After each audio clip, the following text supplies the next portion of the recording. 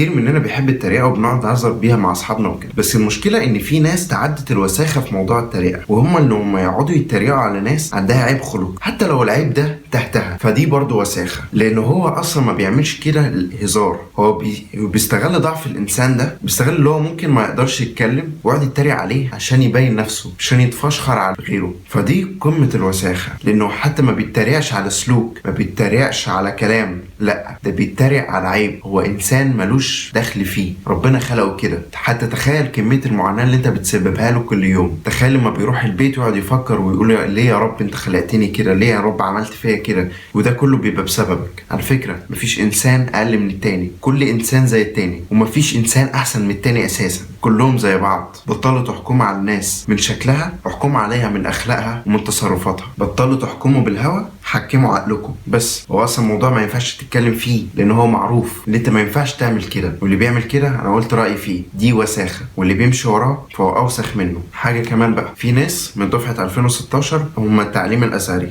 في التعليم الازهري حاجه كده اسمها تحويل من الازهري للتعليم العادي. المشكله الناس دي قدمت اصلا وعملت في التنسيق، بس اصلا التنسيق لغايه دلوقتي ما طلعش. فدول بصراحه يعني احنا بس مش في ايدينا غير ان احنا نوصل صوتهم. هو فعلا يعني احنا في الدراسه بدات من اسبوع لغايه دلوقتي وهم لسه ما يعرفوش اصلا هم داخلين ايه، حتى لو التنسيق بتاعه اترفض دلوقتي، طب هو هيعمل ايه؟ فدول ندعي لهم وربنا يوفقهم ان شاء الله. انا كده خلصت، كان معاكم محمد من توب انفينيتي، سلام. وهي بتمشي ما بتاخدش من دول قطع الا ما يكون عليهم خصم، بتبقى 26 جنيه. اه والله. بص انت عارف بقى